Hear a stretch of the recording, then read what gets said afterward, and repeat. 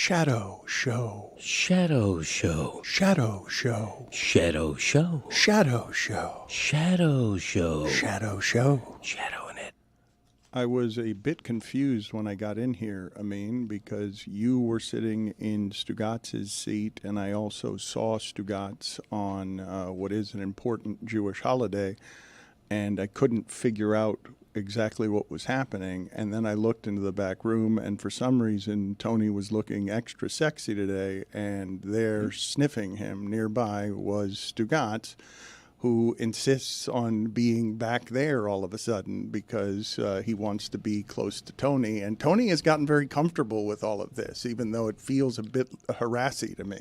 He's never been uncomfortable, Dan. I've noticed Tony has a certain set of cool under these types of situations, these pressure situations. He never breaks. Me and Stugotz go way back, though. Remember, he went to my bachelor party. Yep. Perfect day at Coco Cay. He was there on the cruise with us. What a time we had.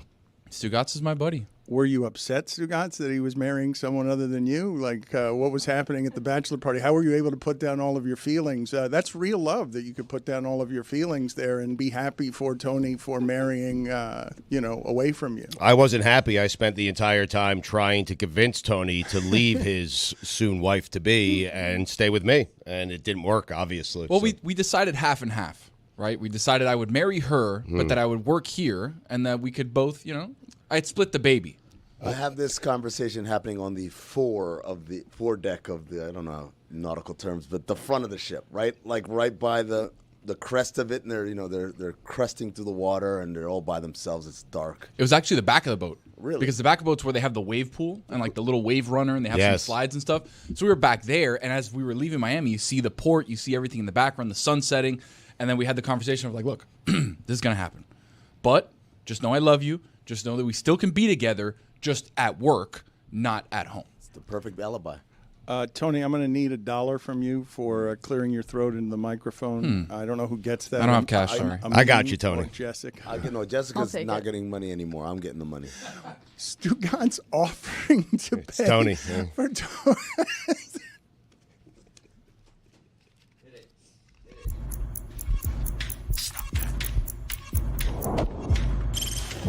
Stop that. Stop that. Stop that. I hear him chat to the noise. Move too quick, can't stop for the talking. I hear him chat with the walking. Just too sharp with the prize. White girls let it tell me I'm awesome, yeah. Hot like fire on the pan. If you wanna touch me, please use caution. Cold like 0 degrees. I'm out the cage, gotta let out the beast. Revolutionary, gotta let out the streets. Locked in a cage, I'ma let out the sheets. We came for one man, forget my peace. You take the west side, take on the east. I'ma put them in the cage, never let out the. I don't have $1. Move too quick, can't stop for the talking. I hear him chat with the boys, not so tough, but minds keep walking, yeah. Just too sharp with the prize. White girls, let it tell me I'm awesome, yeah. Hot like fire on the pan. If you wanna touch me, please use caution. Stop that. Stop that. Stop that. Amin came in here today talking baseball and access in baseball. I was surprised to hear you say that you cared about something that happened in a baseball game. Well, I find it interesting. I don't think I care, but I did find it interesting. Well, if you put it on the poll, Juju, at Le Batard Show. If you find something interesting, does it mean that you care about that subject? I don't know why that's the correction you would make on me. I don't know. Maybe it's a little bit of sociopath in me. Like I find a lot of things interesting that I don't care about. Like, Okay, but it seemed like if you brought it up conversationally to me, it was at least in part because you cared about it. I thought that that's what just happened. I felt like that. But okay, you find it interesting. maybe I'm an excellent conversationalist, Dano. I found that not to be. No?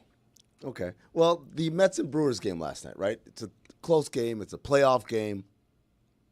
And in the middle of the ninth inning, right?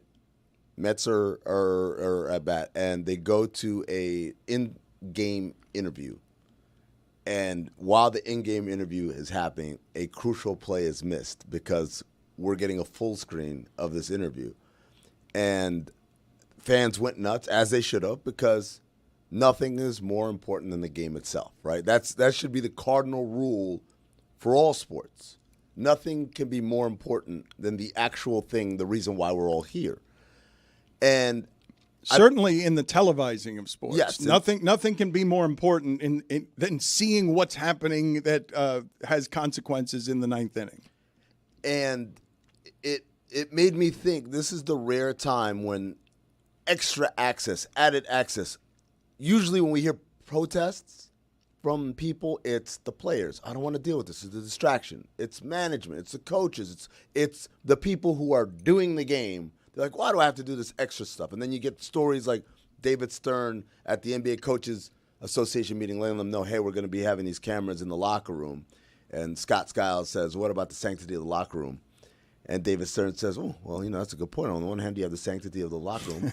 On the other hand, you have $200 bleeping billion or whatever it was. And he basically eviscerates Scott Skiles in front of everybody and then says, any other questions? And everyone's silent, right?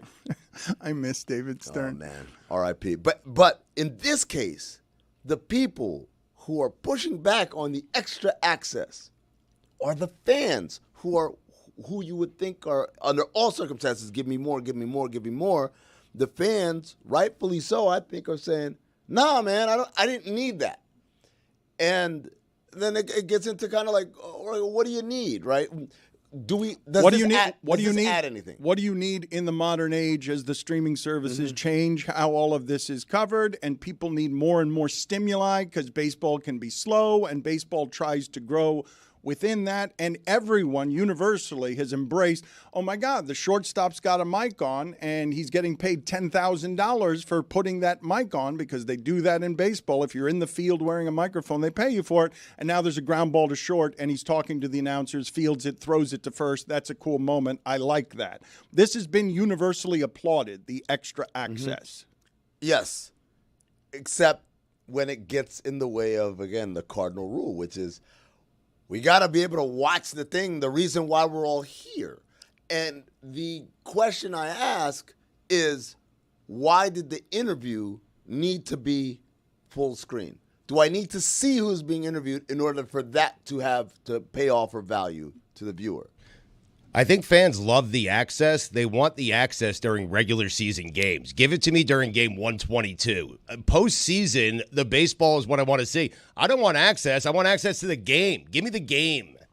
Yeah, that is Stugotz old school baseball. We're going to have Mad Dog on here in a little bit to talk old school baseball. How is it old school? I just want to see the game. I don't want an interview with a guy who just drove in 2 runs for the Brewers. Therefore, I'm missing what's going on the field. I don't want to see it.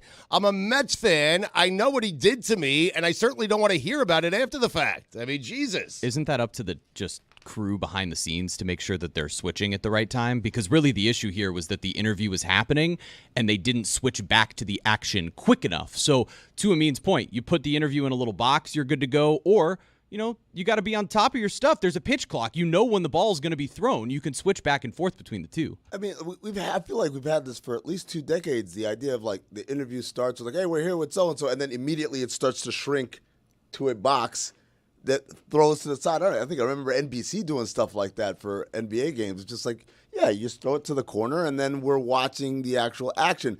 Another example of this happening, by the way, Dan, 1990, the first time I believe the World Cup is televised in America live and not on tape delay.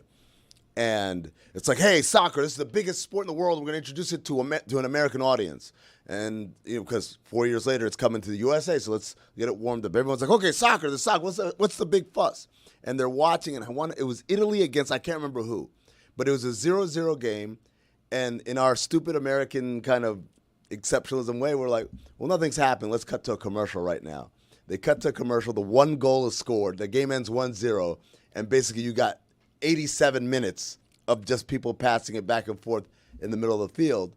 And that was the inception of, if you watch a soccer game now, they have like Visa in the corner, and then it changes to like Nestle or whatever. They did that because of that game in 1990. I can't believe what Jeremy is saying is so, but in my lifetime, it has not been so. Hey, people broadcasting baseball, the game's moving too fast. get away from your interview and get back to my ninth inning, please. Like, that's where we are with playoff baseball.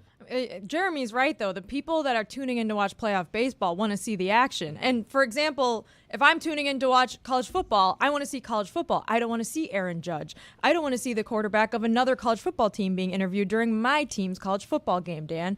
I just want to see the action. And if it's a little slow in between plays or pitches, then, I don't know, vamp. That's what we do that all the time, right? Just vamp. I don't need to see extra stuff. Well, you have found yourself in an unusual position of rooting against your man's teams recently, correct? Like, I haven't seen a whole. I haven't. Lehman. Your Lee man, I have not seen you in a position before where you're secretly, does he know you were rooting against his team because you didn't want to have to watch more baseball? Yes. During the Mets doubleheader the other day, I was just openly cheering for the Braves. I need 2 nights off during the week. There's WNBA playoffs going on. There's college football. There's NFL. And now we got Mets games that I got to watch. I want to watch a Netflix show just one night of the week. Just give me one night where I can watch something on Netflix. And now we've got Mets. I walked in this morning. I said, Jer Bear, did the Mets win? He said, yep. And I said, oh, I can't keep watching the Mets. They were so bad all year except the month of June because of goddamn Grimace. I wrote them off months ago. I said, oh, I'm finally going to have some free days in my fall. No playoff baseball. My team sucks. His team sucks. No, his team sucks, but they still came back and made the playoffs. It's ridiculous. We all wrote them off. We were playing their sad broadcasters talking about being at the bottom of a well and the bottom of the standings. Have they lured you back in, Stugotz? Like, are you watching? You were a few outs. You've had your heart broken by hoping in the Jets recently, and you got really mad at them this week with everything that happened against the Broncos. Did you get sucked into the Mets were a few outs last night from not being the Mets and advancing in the playoffs, and then the 8th inning happens? They were 6 outs away from making it to the NLDS. I didn't think that was possible back in May, June, July. I have been with this team the entire time, Dan. I don't know what you're talking about. That's not true. I have been a Met fan since 1978. How dare you question my bona fides? Stugotz. I mean, Jess wants to watch Netflix. I want to watch Metflix. How about that? Stugotz, we played that game around here. What's the name of the game, Jeremy, where we show you a player without telling you who the player is and do a trivia Who dat game? is? Yeah, thank you. Who dat is. We played that with you, and they showed you a picture of Francisco Lindor. Frankie. Yeah. And you did not know who the shortstop of the Mets was. Don't tell me you've been with this team the whole way. But you were watching last night? Were you in the middle of it and feeling genuine Mets feelings? I was, yeah, because I feel like they blew a great opportunity to close that out. Again, they were 6 outs away from advancing on to the NLDS, and it was interesting to see Mendoza come in. I can't remember the name of the pitcher who was in. Was it Madden? It was Madden. And I can't believe Madden, who's been great all season, Dan. If you watch this team all year, you know that Madden has been one of the best guys out of the pen for them. He didn't have his stuff last night. And for Mendoza to leave him in that game 6 outs away from making the NLDS in a 3-3 game big spot when it was clear to everyone he did not have his good stuff, that is a terrible job by the manager. And I'm not certain, Dan, if they lose here game 3 to the Brewers, they shouldn't fire that manager. Oh, come on. You're telling me that they lost last night and I still have to watch another game? The only game 3 in the wild card series. You get extra baseball, Jess. Best 2 words in sports, game 3. I thought you were going to say extra baseball. I was curious how you guys felt about what was happening in another game. The announcer, Ben McDaniel, you guys are very superstitious. I am not. And there was an announcer jinx situation where Seth Lugo is pitching and they're talking about how he hasn't allowed an extra base hit in I don't know how many games. And then immediately Cedric Mullins ends up hitting a home run.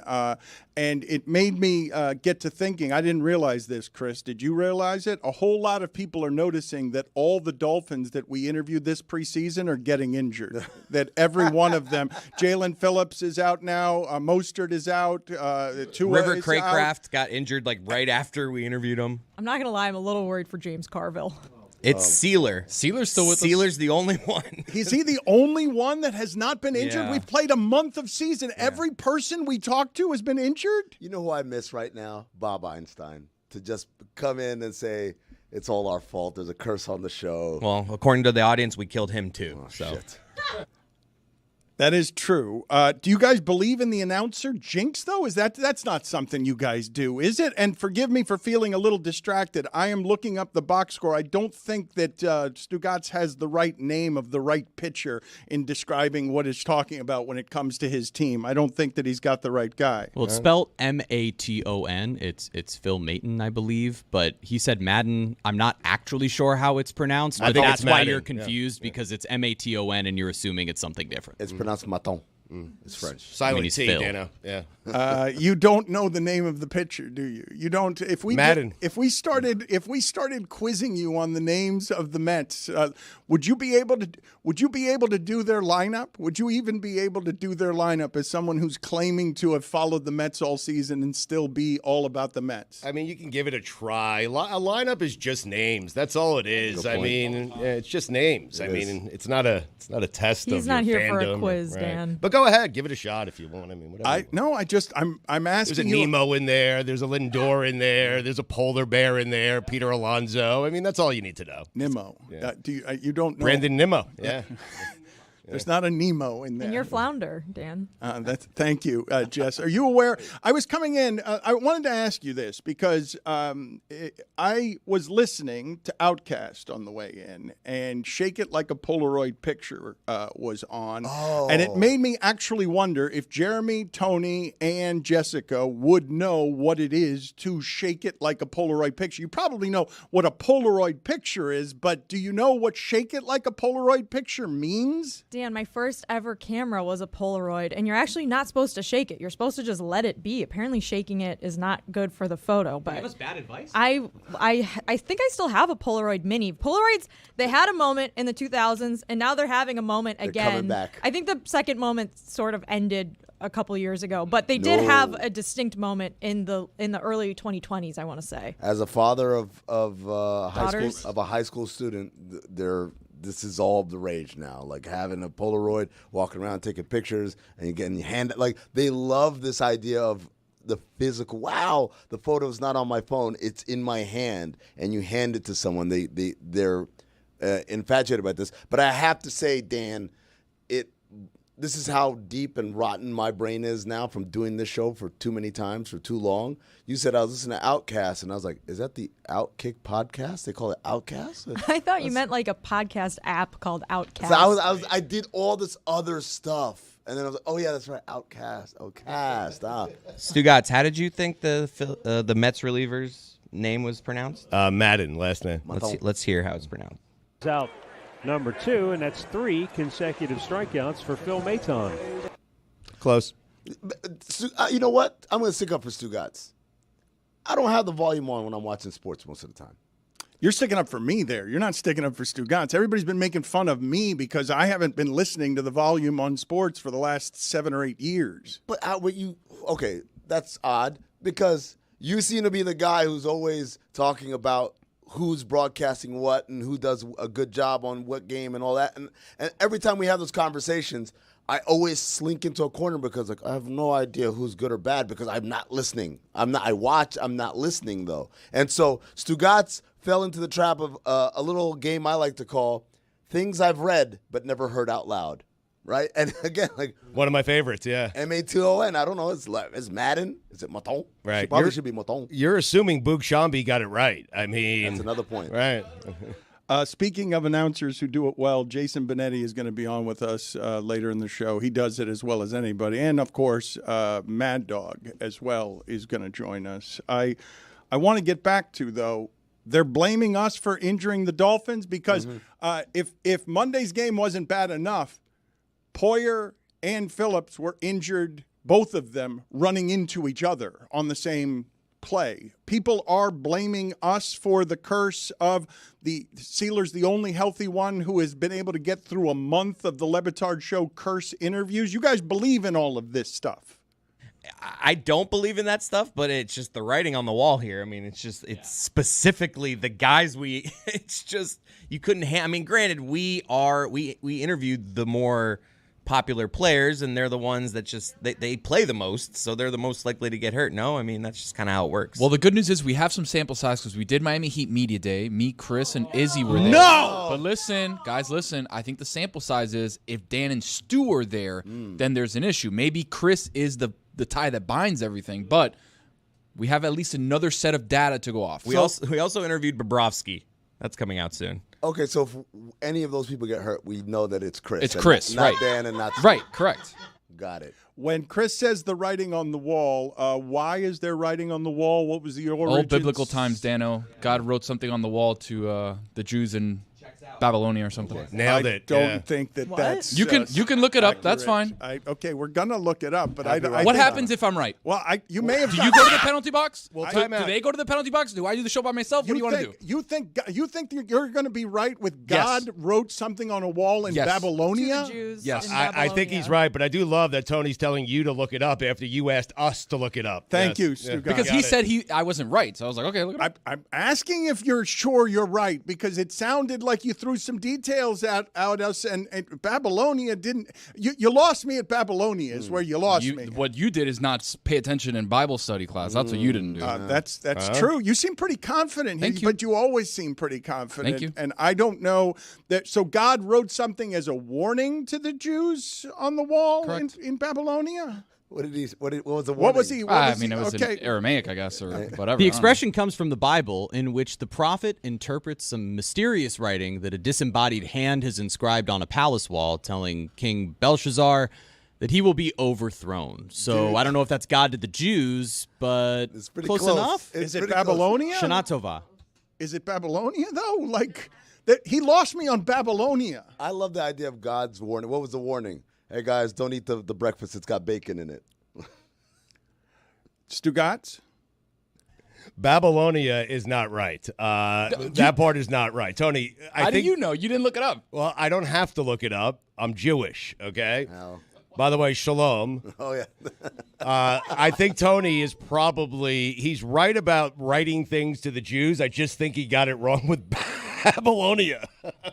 Where the king of this place? What is the place of the king? to What's his know. kingdom?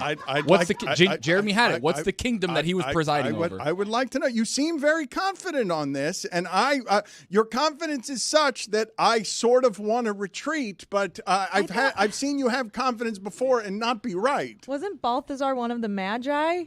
Who's King Balthazar? No, God, no. What are you talking about? Jerbear. Another person who did not pay attention. God, yes. What's magi? Is that plural for magic? The three Magician? people that brought The three gifts wise to, men. to Jesus. They're called the Frankincense, Magi? myrrh. Yeah, the Magi. Three wise men. That's what we call them. Well, like what? Oh, now Rey they got a Mago. name. Wise men. The wise king. What is Tony was also confident about Davis Mills, so we got to take this with a grain of Yeah, salt. I know. Yes, that's true. What is the third of those? It is frankincense and myrrh, and what is the third one? Was There's it Incense. incense? That's what. Yeah. Gold, frankincense, and myrrh. Gold- oh, it is Come gold. on, Frankincense jeez. is incense. It is gold because I remember a Gary Larson cartoon a long time ago where the other two wise men are pissed at the one that brought gold. Like we had a limit. We all agreed to a limit. We can make us look like assholes now. It's funny because I was just telling Lehman on the way into work today. Religion was one of my worst classes. So Nice. Let me play some sound here for you guys. Speaking of the Dolphins, who are very injured, and it has a great deal to do with what it is that's happening with the Dolphins. But I want to play for you Craig Carton. He is now officially dismissing all of the Dolphins, and the season is over 4 games in. Let's hear this. The Dolphins aren't a very good football team. Period. Stop. You don't have a competent quarterback. Your head coach is the most overrated coach maybe in the history of football. It is very frustrating. Consider Mr. Mike McDaniels right now, who's supposed to be this offensive guru and the wonder kid. He's 1-6 without Tua. In those 7 games, they've only thrown for 6 touchdown passes. And as you can see there, a lot of turnovers, not a lot of points. So two things on this, right? Number one, the Dolphins season's over. We can all agree to that. So let's just move on from that. Number 2, and I'm asking for America right now. When do we all agree that it's time to get off the Mike McDaniel choo-choo train of he's the future of the NFL? He has never coached the team to a playoff win. As you saw there, he stinks without Tua, who's, in my opinion, an average quarterback anyway. And he doesn't do anything all that creative to win games. The scheme seemed to have worked to the best offense in the league last year. So it feels like this is a bit kind of shell gamey when it comes to there's a lot of injuries. And one thing that is maybe right, he has a tough time playing from behind against, on the road against good teams. That is true. We've seen that. But we've also seen this offense work really, really well. I mean, tell me you're a Jets fan without telling me you're a Jets fan. I mean, geez, that's all I heard there. Jets, I'm a Jets fan. I'm a Jets fan. I hate the Dolphins. Let me hear that again. I want to hear it again. Oh, must we? Yes. The Dolphins aren't a very good football team. Period. Stop. You don't have a competent quarterback. Your head coach is the most overrated coach maybe in the history of football. It is very frustrating. Consider Mr. Mike McDaniels right now, who's supposed to be this offensive guru and the wonder kid. He's 1-6 without Tua. In those 7 games, they've only thrown for 6 touchdown passes. And as you can see there, a lot of turnovers, not a lot of points. So two things on this, right? Number one, the Dolphins season's over. We can all agree to that. So let's just move on from that. Number 2, and I'm asking for America right now.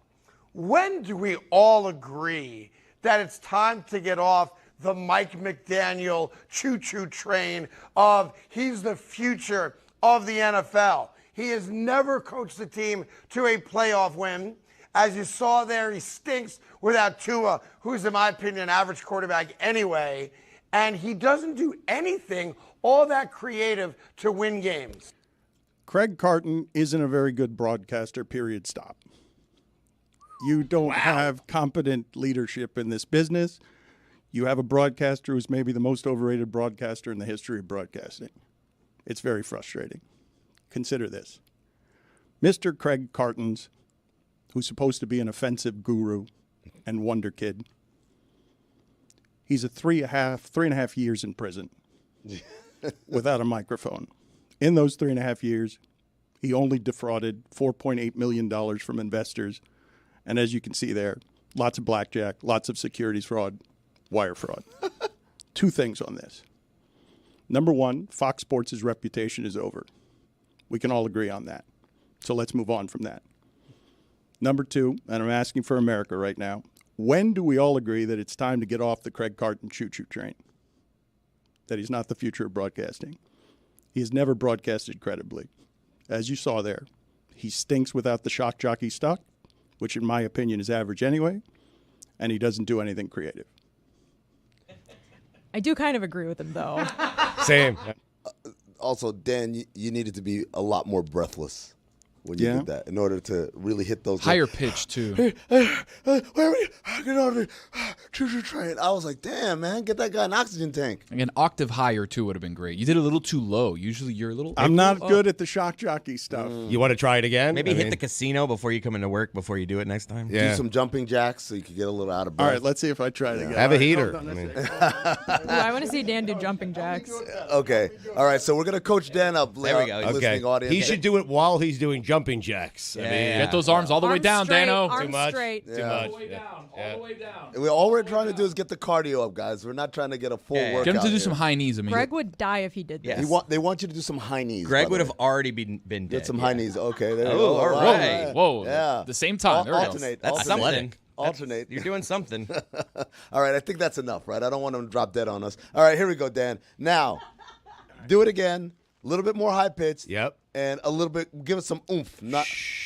All right. I don't think I'm breathless enough, though, yet.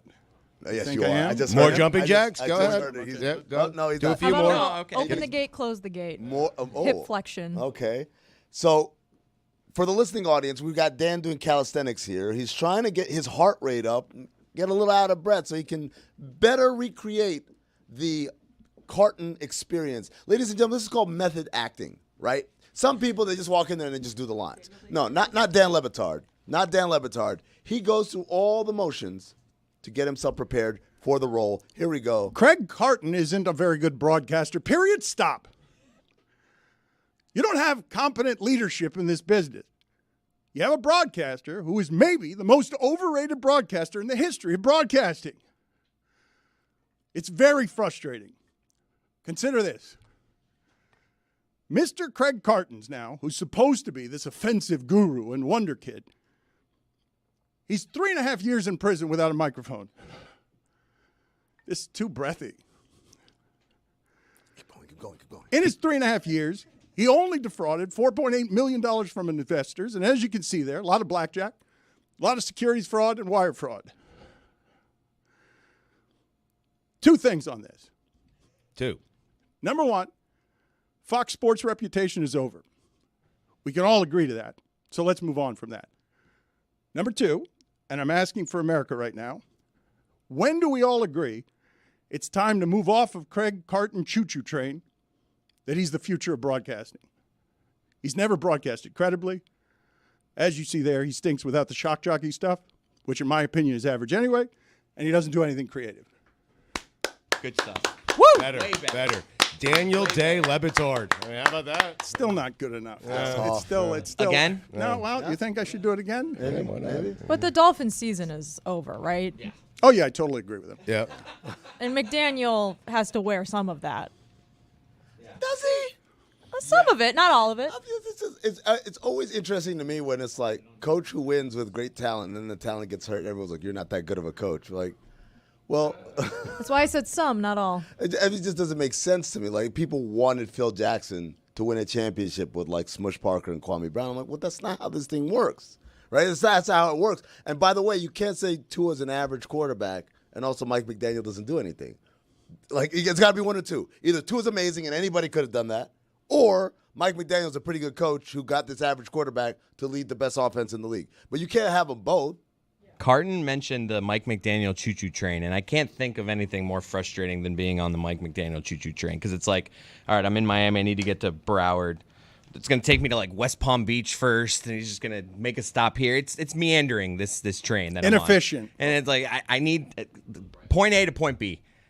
It's going to totally crap out, and the engine's going to fall out if it's cold once it gets cold in Kansas City. That's why you hop off now. I mean, that's what he's saying. Carton's right. The Carton train doesn't sound much better, though. Dan mentioned that. There's not a lot of not great trains we're talking about. The Carton train goes to prison. That's I the problem. think it doesn't help Mike McDaniel at all that when Garoppolo gets hurt, all of a sudden the last pick in the draft is Brock Purdy, and he's suddenly doing that in San Francisco. But Dan, we always talk about this. We talked about this with Tom Brady. We talked about it with Russell Wilson. I know Brock Purdy was the last pick, but it's like, is it that Shanahan is just this genius who can literally take anybody and win with them? Or is it, hey, maybe we all whiffed on this talent in the draft? Well, we've been having this conversation for a long time. One of Greg Cody's best lines in the Miami Herald, I've told you this before, Chicago Bulls are playing the Miami Heat in the playoffs. They are up 3-0. They have Michael Jordan. Phil Jackson has to go to his son's graduation, and he helicopters into a Bulls Heat game when the Bulls are up 3-0. And Greg Cody wrote, "Never has a man rushed more to a place he was needed less." Of course you need great players. He's a writer. Of course you need great players. But you rarely see what just happened to the Dolphins, which is the tide has totally turned on Mike McDaniel in 2 games because of how bad they look, because of how good he made them look before that. It's totally changed. Right. Like the way the noise has gotten now, because what Tony was saying is so, that I'm still breathless. That offense, what we saw from Tua, who we thought might be average, was that he led the league in passing. And rare is the time where you see something happen like that, from average to leads the league in passing. I don't understand how that happened. It must be the coach. It must be the coach who has fixed everything there. And then as soon as Tua leaves, the coach loses all of his genius because he cannot do it with anybody. He can't do it with Skylar Thompson, who we all agree isn't good enough to be a QB1. But we would have all agreed when Brock Purdy was drafted, he's not good enough to be QB1 either. Unless Brock Purdy was good, and we just didn't know it, right? Sure, he's good, but again, it's the scheme, it's the players, it's the offensive line, it's the playing complementary football with the defense who's best in the league, like it's very easy to kind of step in and just play point guard when you have everything. It's like playing quarterback at Alabama. Yeah, I've got a guy who's 17 years old who's going to lead the NCAA in receiving. It's like, oh, okay, cool. Here's another discussion to have because we had this, Chris, before the season started. Why not sign Ryan Tannehill, right? And everyone was like, well, Ryan Tannehill wants to start. We're like, well, clearly on day one, he's not going to start anywhere. 32 teams have their quarterbacks. But if I were Ryan Tannehill, the team I would pick is the one with the quarterback who has a history of getting knocked out. And this place was the perfect place. And to me, if Ryan Tannehill were here right now to have stepped in and went to camp and did all the reps and everything, and now he steps in, are we having this conversation? Maybe because there have been other injuries. Maybe because, again, we had some losses in the offensive line over the offseason. He'd be more likely to look at least like Mason Rudolph. Yes. Not great, but competent. Right. That's sort of my point is that, like, they should still be able to beat the Titans at home on Monday night against the Titans' backup quarterback, too. But at the same time, like, it's hard to sign a quarterback that's been around for like a week and put him in and start him. So it's bad planning, which is why I don't think it's all on McDaniel, because they didn't have a great backup plan if there was an injury to Tua. And that sort of shows when you lose with your third string quarterback to a second string quarterback on Monday night. Which, again, Jessica, hammers home the point. Like, you knew who your QB1 was. You didn't get Iron Man there. They knew who that guy was, and to say, we'll be fine, it's kind of ridiculous. I don't know if Dan said this yesterday or if somebody else had said it, but Mike McDaniel didn't look like he changed any of the offense when Dominique said it. Okay, so he didn't change the offense whatsoever. And you have a guy coming in off the street who's a good quarterback, right? Played well after Lamar Jackson got hurt, made a Pro Bowl, asterisk, whatever, not the point. The point is he's a competent quarterback and a good quarterback who can play in the NFL, and he looked incompetent. Looking at the other side of the ball, the Titans have a sneaky, really good defense, right? So it's kind of a push and pull of McDaniel should have changed the offensive scheme, but he was playing a good defense. Well, I would say this, though. I will say it. The thing that McDaniel is being compared against is Malik Willis played for Green Bay, and LaFleur did change all the things that needed to be changed so that Malik Willis, who none of us have seen play well before, didn't look like Skylar Thompson, didn't look like Huntley when we were watching the game. And as all these new whiz kids come rushing through here, as you find all of these Shanahans and the Shanahan disciples who are doing things, admittedly, that most of us, I'm going to say more than 99.5% of us who are watching on Sundays don't actually understand what these human beings know that we don't know when they're offensive geniuses.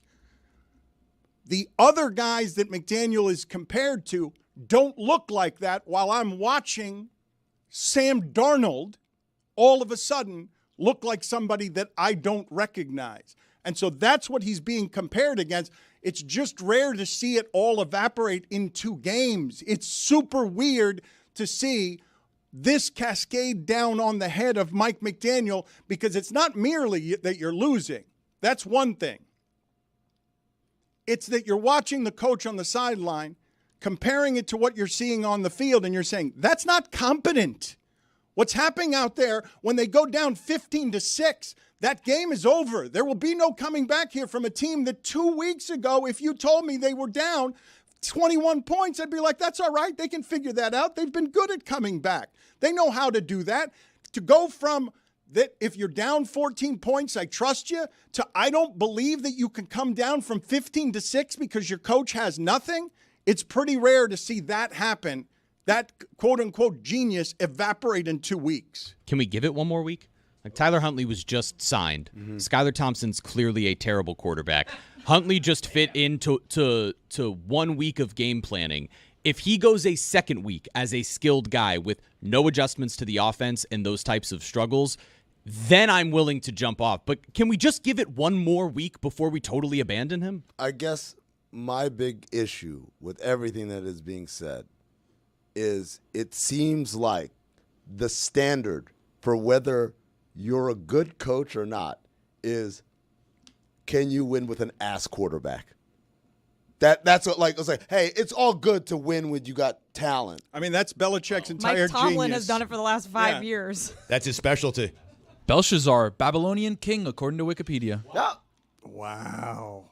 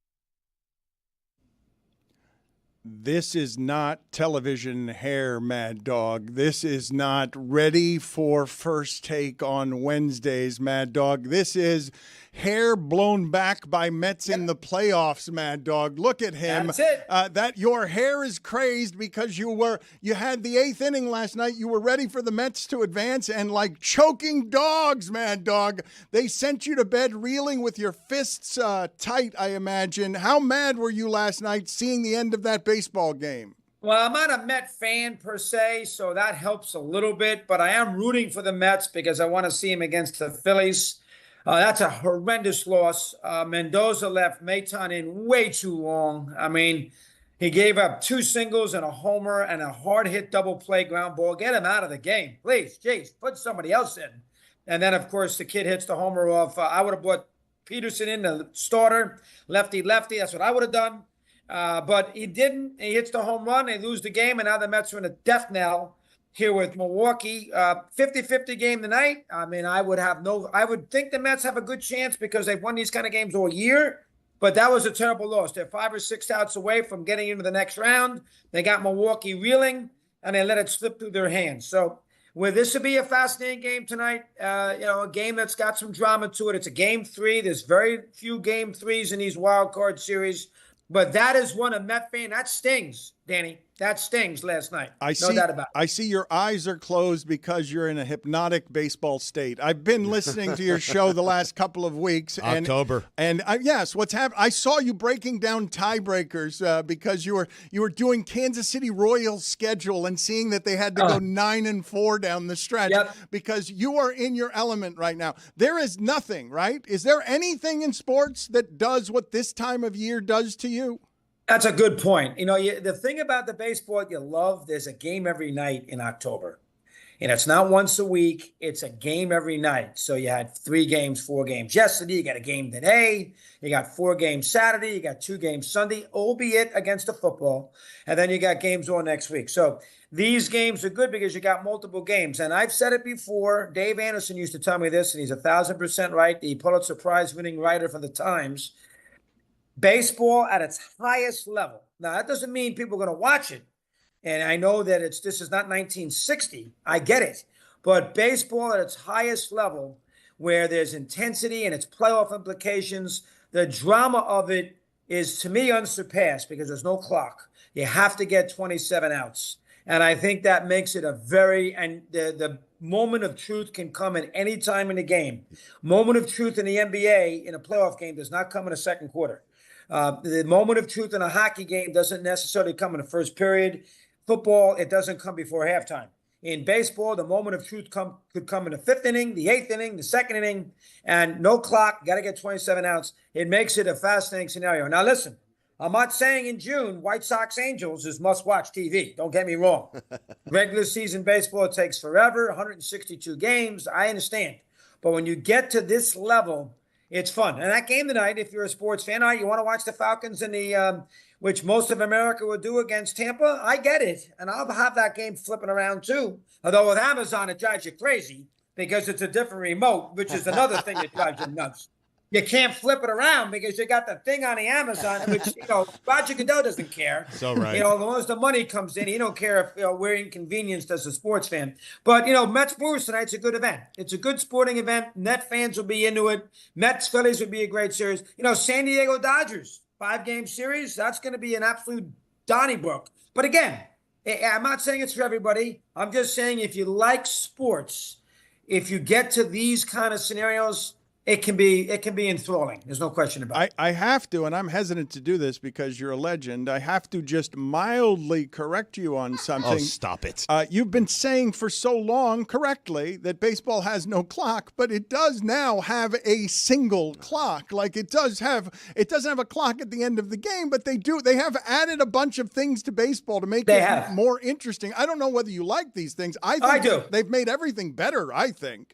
Oh, you're right, Dan. I mean, look, the San Diego Brave game 2 nights ago was 2 hours and 9 minutes. I mean, think about it. The Braves and Padres. Now, listen, it was a low-scoring, 4-1, whatever it was, low-scoring game. But 2 nights ago, that's 2 hours and 9. That's unheard of.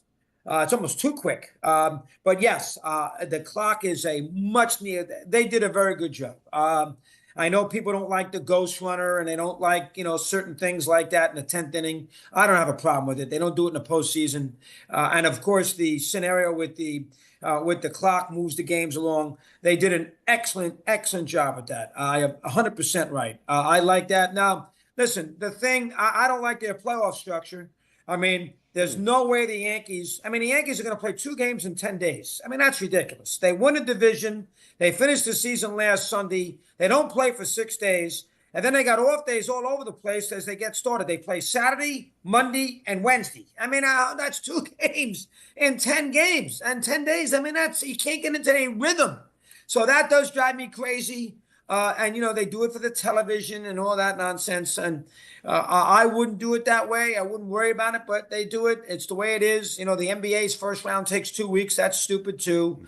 The NFL, they put the games on Peacock in the postseason. I can't stand that. Listen, TV rules the world, Dan. You and I both know that. Stugotz, you and I both know that. You got to live with it. But, again, for drama this next 8-9 days with all the games, it's fun. It's fun. Doggy, you agree, right? Ohtani needs to do it in October, right? I'm going to give him a break this first one because this is his first ever time. He's been so great, MVP, the whole bit. What, are we going to kill him? But he has a bad first season. Bonds had a lot of bad playoffs before he finally had a couple of good ones when he was on steroids. I mean, Bonds was bad. He was bad in 90 with the Pirates. He was bad all those years. He couldn't hit himself out of a paper bag.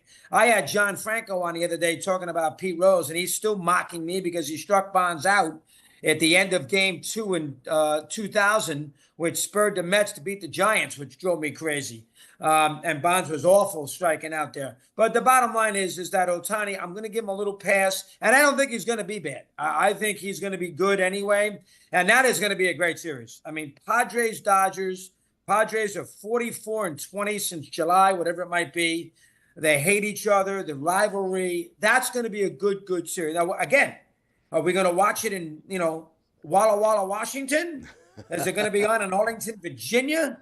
At 11 o'clock at night? We'll have to wait and see. But Ohtani should be a huge draw, as should Judge. And if they ever get Judge against Ohtani, Yankees, Dodgers in a World Series, they're going to have people talking about it. So from a baseball perspective, that's what they need. I think we all agree. Mad Dog, yesterday Dan Le Batard said that Shohei Ohtani's season was more impressive than anything Barry Bonds did. No, I did not say that. I said the last 2 months of what I said is that the last 2 months of Ohtani, it is not ridiculous because David Sampson said that it's not even close. Barry Bonds' best 2-month stretch versus Ohtani's best 2-month stretch. And I said it is ridiculous to say that anyone was appreciably better than what Ohtani has been the last 2 months. You can't say the last couple of months of Ohtani have been as well as a baseball player can play. I agree. And how can anybody bring up Bonds because everybody knows he was on the steroids? I mean, how does anybody who's a baseball fan consider, listen, I'm a Giant fan. So if anybody's going to appreciate Bonds, it's going to be me.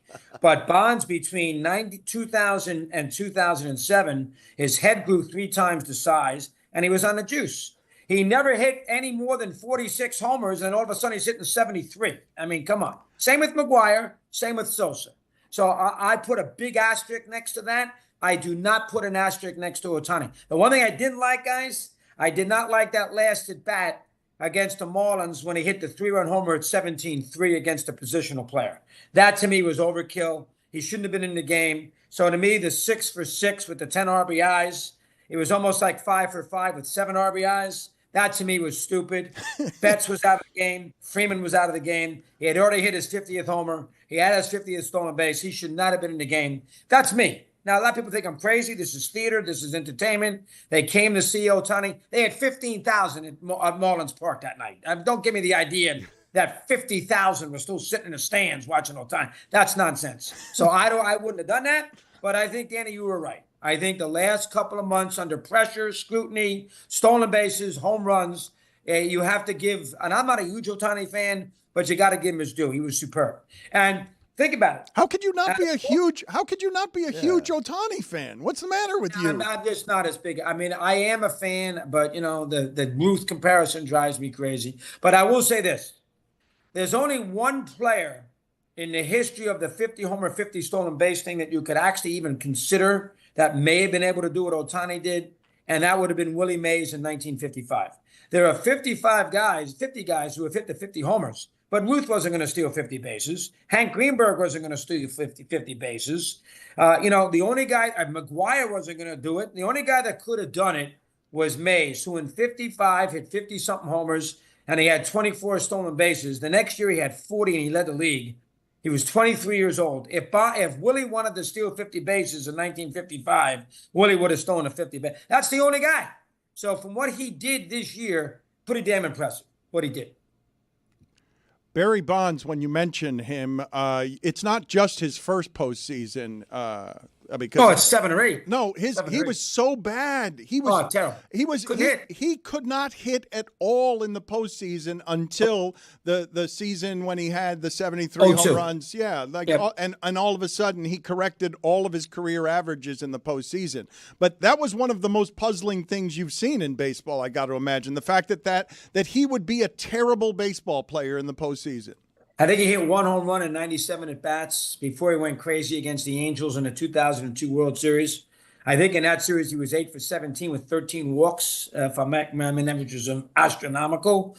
But that was 0-2, and, the steroids had done something to him. Now, remember, Troy Glaus won that World Series for the Angels, and he did steroids too. So let's keep in mind on that. I'm not blaming – that's not the reason why – the Angel fan, he was on. Hold on, your guy was on the juice too. I say I'm big on the steroids thing. A lot of fans don't care about it. I do. But Bonds, between that period there, 3 years for the Pirates, 97, the game against the Marlins, he was awful. 99 against the Cubs, he was awful. Against the Mets, he was awful. I mean, all those years in the postseason, Bonds couldn't hit himself out of a paper bag. Go look up the numbers. Don't go by me. Go look them up. I was at half the games. And so as a result of that, that to me as a Giant fan affects how great he was. Now, the funny thing is, his first year as a Giant in 93, he was unbelievable. He had 46 homers. He had 123 or 127 RBIs with the equal amount of runs scored. The guy was unbelievable. He was 2 homers and 7 RBIs late in the year. He was great. But in the postseason, Bonds had some trouble. So that's just all there is to it. I don't give Ohtani, I don't want to say it's a complete pass, but I think Ohtani, you got to give him a little break. It is his first ever postseason. Bonds had many of them. I'll tell you the guy who's got some pressure on him. How about Judge getting some hits? Yep. Judge has not been good in the postseason. He's got a last postseason, he hit 130. He's a 219 career postseason hitter. Judge needs a good postseason for the Yankees. Let's see what he does here. And the Yankees, I'll say something else. The Yankees right now, they're up against the American League Central. If the Yankees can't get to the World Series against the Guardians, Tigers, and Kansas City, that is Houston's out. The Orioles are out. If Boone and the Yankees can't figure out a way to get to the World Series, a place they haven't been in 15 years, against the American League Central, that's a very bad look. Extra pressure on the Yankees with what's going on so far in the postseason. Mad Dog, I'm headed to see Springsteen in concert the next time he comes around. I'm looking for your advice at a Springsteen concert and your top 5 songs by the boss. Oh, Wheelhouse. I was very lucky because I saw him in Camden Yards 3 weeks ago, and I wanted to hear, I gave him a list of 6 songs, and I wanted to hear all 6. And I got 5 of the 6. So I was very fortunate. I think, he's going to Canada. I think you have to hear Rosalita. He's 50-50 with playing that right now. He does not play it in Europe. He's 50-50 right now playing it here. What are you scratching? What are you scratching back there? He's What's talking Springsteen. My shoulder hurts there, Danny. James, give me a break. I'm an old man. You gave Springsteen 6 songs that you requested? I didn't give it to him. I said it on the air. He played 5. He was listening, Doggy. He was listening. Everyone's listening, Doggy. I wanted to hear Lonesome Day. I got it. I wanted to hear Atlantic City. I got it. I wanted to hear No Surrender. I got it. I wanted to hear Bobby Jean. I got it. And I wanted to hear Rosalita. I got it. I was texting Stephen A., Stephen A. I was texting Stephen Van Zandt at 2 o'clock that afternoon. And I said, Steve, how about Lonesome Day in the middle of a gummy? And he said, ha, ha, ha, ha, ha. And believe it or not, at 7:46 at night at Camden Yards, yes, Gummyville, and a break with Lonesome Day.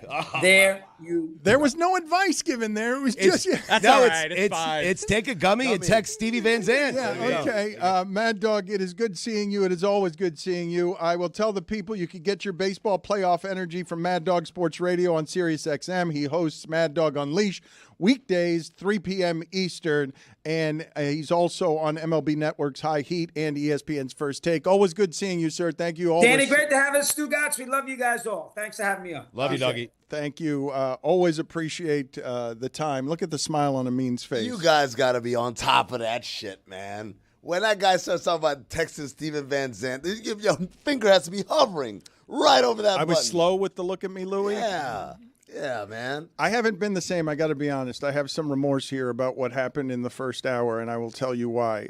Well, before you do that, I do have some regrets about that interview. I had a question I wanted to ask, and I thought I was going to get in, but we ran out of time. But I was going to ask him at bat for your life, a variation of the Stugotz game. Oh wow! Shot for your life. Bonds Ohtani? No, Ruth Ohtani. Oh wow! Next time. What do you think you would have gone with? Ruth. He said he wasn't that much of a fan of Ohtani. Yeah, but I'll give him a pass because of the Ruth comparisons, and that was when it dawned on me. It was like, holy shit! You think at bat for his life? If I tell him, hey, we got a pitching machine on the mound, and we're going Ohtani or Ruth, he's picking Ruth. Pitching machine. Yeah, it's got to be a real pitcher. Do you know how confused Babe Ruth would be by a pitching machine? That's true. Right. Yes. Ohtani's on the mound, I think. Ohtani's on the mound. Oh, they got to pitch to each other. But Ohtani grooves one in. Well, no, he wouldn't groove one into himself, so no. Well, no, they got to. He's got to throw it and then run really fast to home plate. I believe he could do it. I believe he could do it. I believe he could throw it, run, grab the bat, hit it, go yard, and then run out and catch it. It's too bad we didn't have time for that question. No, right? You could have done all of that really with getting him. to the good stuff now. Yeah. The regret that I have in the first hour, and I don't know if this is what happened, but I felt like it was what was happening. I was just doing bit on Craig Carton. However, I will say, while my objection, because I am always pro forgiveness on just about everything, especially when you've served your time for mistakes. My objection to everything that's happened with Craig Carton is about the industry. It's not about Craig Carton. It's about the idea that that somebody would get second chances when whatever the skill set is of what we do isn't that special. That second chances need to be given around here for talking into microphones. But you can object to that in a second. Can I get to my regret? I didn't say anything. I'm making faces. You did say you said whoa, and then you threw up your hands and you distracted me. Let him cleanse his soul, man. Go ahead. Go ahead, please continue. Dan, Babe Ruth actually would have seen a pitch machine because the pitch machine was invented in 1897. Huh. 2 years after Babe Ruth was born. So in his prime, wow, he would have been taking hacks out of a pitching machine. The pitching machine was invented in 1897? That first one. Charles Howard Hinton invented the first pitch machine in 1897 at Princeton University. I need to see what that first one looked like. Was it coal-powered? It was. I have black smoke coming out the top of it. It was gunpowder. Oh, really? Assembled by a catapult and was powered by gunpowder to provide a consistent, accurate pitches for the Princeton baseball team. Everybody who comes out of a bullpen now is powered by gunpowder. Everybody throwing 100 miles an hour.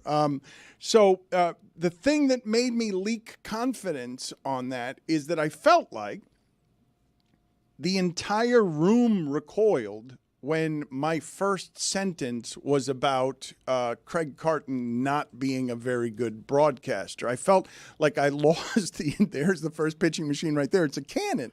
Imagine, you don't know if you're going to take BP or someone's going to shoot you. It's terrifying. Dude, that's the thing that Magnum PI's assistant shot in the intro. That is well done by you. I mean, don't ever ask me the origins of why a guy has a cannon, okay? I mean, you are so self-involved that you just referenced the Magnum PI intro that you referenced a week ago, expecting that people would know what you're talking about, because in the middle of the Magnum PI intro, his butler is inexplicably shooting a cannon. That's the reference that you just made. That's the cannon he's shooting. Everyone knows the Magnum PI intro, Dan. Duh. That's Stash, by the way.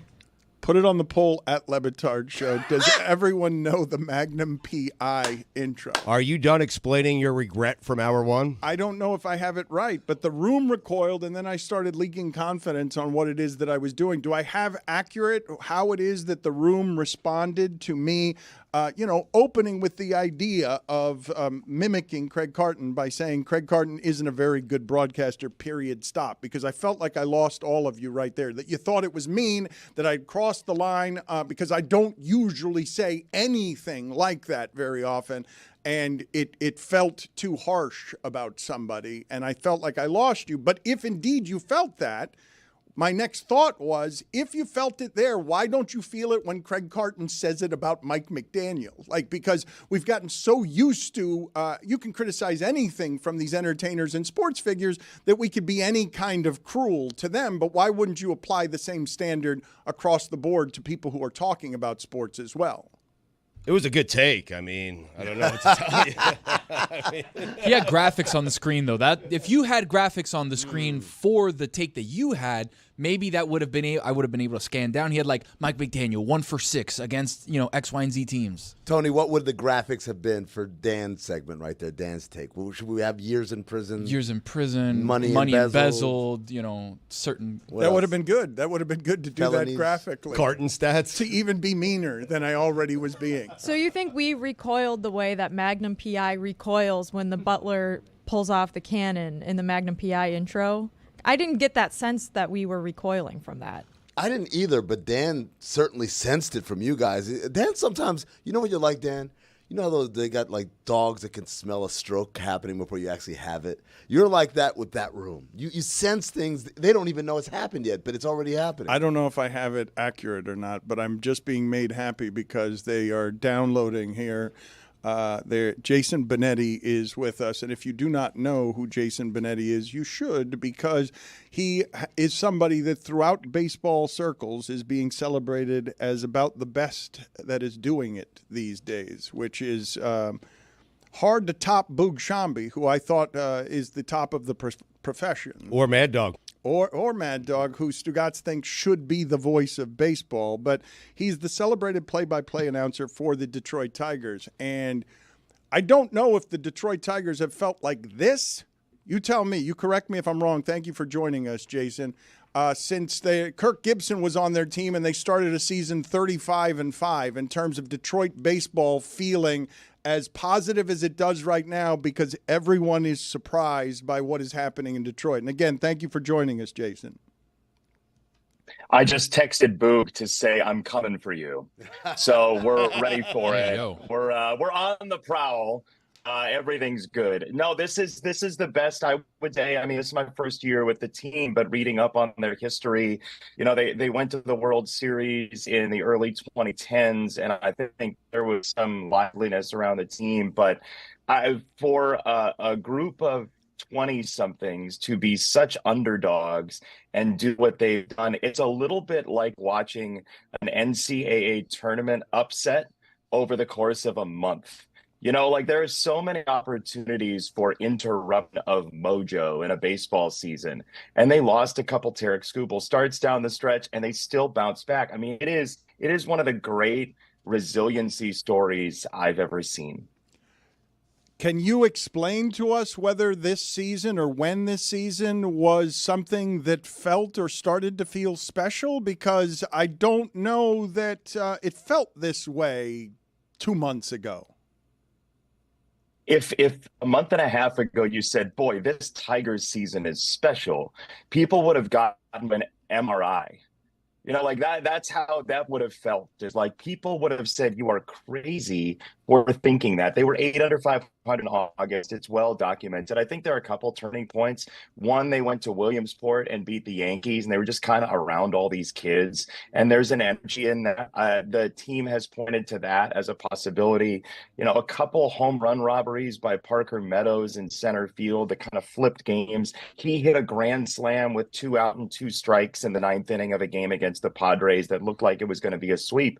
But you could list, I don't have my scorebook with me, but if I opened it, there's like 10 games that you could say that's the turning point. I mean, Javi Baez hit a home run off the Mariners closer Andres Munoz in the bottom of the 8th inning of a game at Comerica Park. It was the first run that Munoz gave up in like 2 months. It was August, late August, and the 4th of July was the last time he had given up a run. So there are just all these weird things that have happened. And the way I've felt is like, you know how people kind of turn to religion in moments like this in baseball? Whoever is watching above just has had the Tigers on the TV all the time. Like all the buttons are getting pressed. There's no like, I missed that one. I was watching the Angels and the A's. Like whoever's up there just has had the Tigers on for 2 months. Do I have this number right? August 11th, the Tigers' playoff chance was 0.2%, not 2%, 0.2%? No, that's correct. 0.2% was the Tigers' playoff chances. Like it's basically the odds of you getting your wallet back if you lose it on the subway in New York. Yeah, that's nuts. So you come from the White Sox. You were doing White Sox baseball. How have you experienced watching that from where you are? That the White Sox lost more games than, any team this century. Yeah, I only really watched when I had to, when they were playing the Tigers. This has been such an entertaining run with the Tigers. And part of it, they swept the White Sox in the Sox ballpark back in August, and that kind of catapulted the Tigers too. Everybody wants to make it weird, and it was weird at the beginning of the season. Thanks to Rob Manfred for opening the Tigers at the White Sox here. But I think the best thing that has come from my departure, other than this great season and the marvelous people that are around, is that AJ Hinch, Tigers manager, has fodder for every time we go to Chicago. He says to me, whoa, they're going to be like 5 more video tributes? How many more video tributes you got? Like they're going to show you 6 times this time? AJ, get a hobby. You're headed here into what is a really fun and chaotic time. What would you tell us about what is presently happening in Detroit around this baseball team? I would say that anybody I run into who has any idea who I am is yelling, "Go Tigers," very loudly.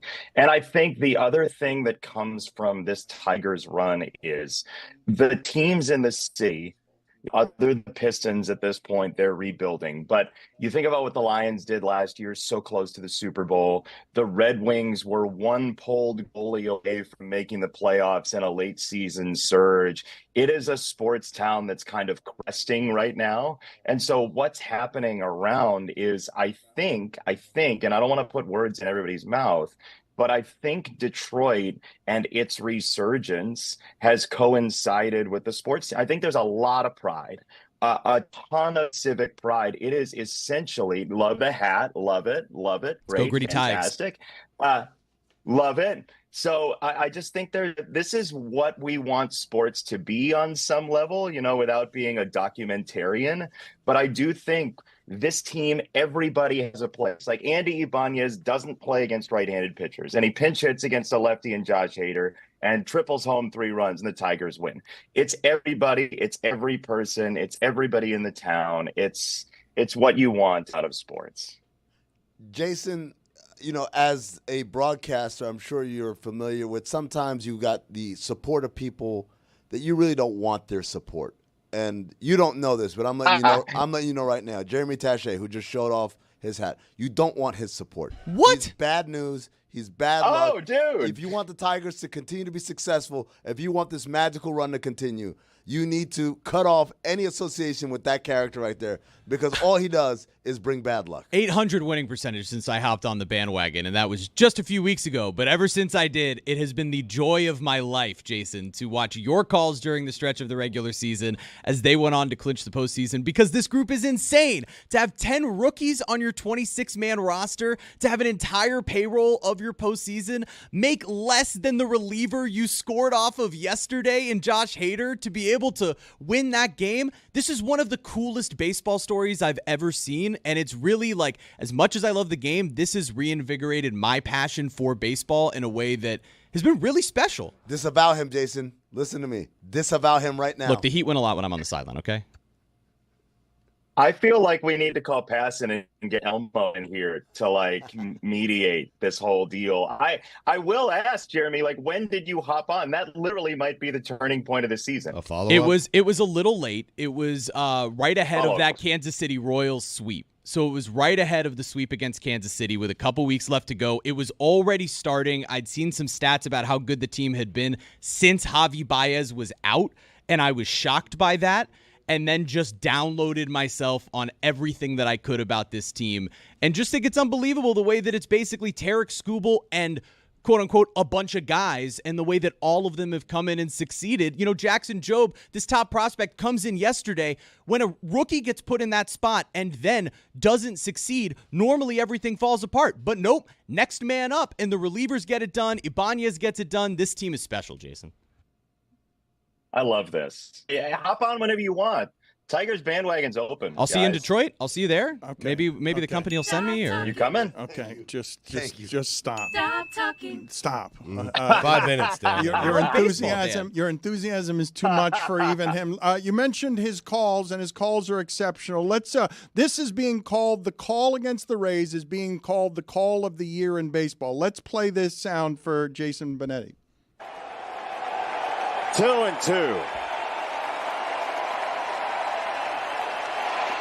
Tigers win again.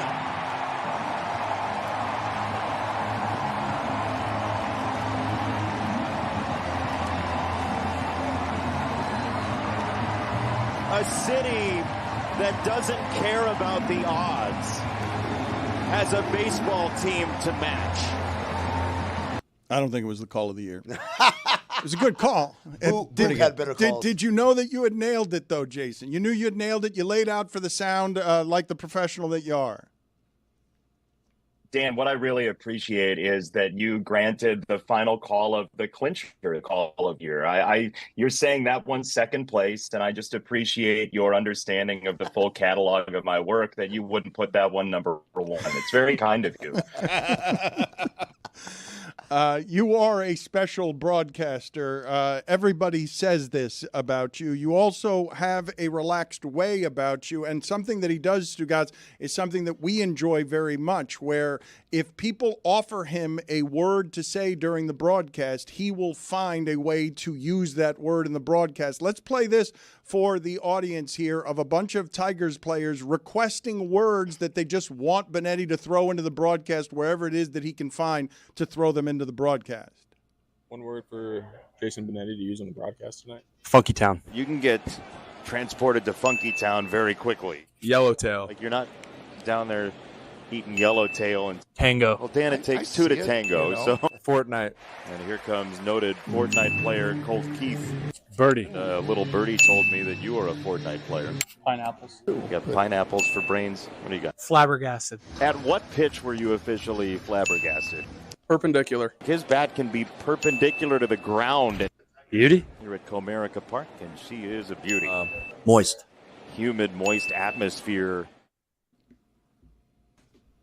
Can we make a request of you here? Can we get you to use some phrases from us? Can we do that? Are we allowed to do that, or is that too self-involved?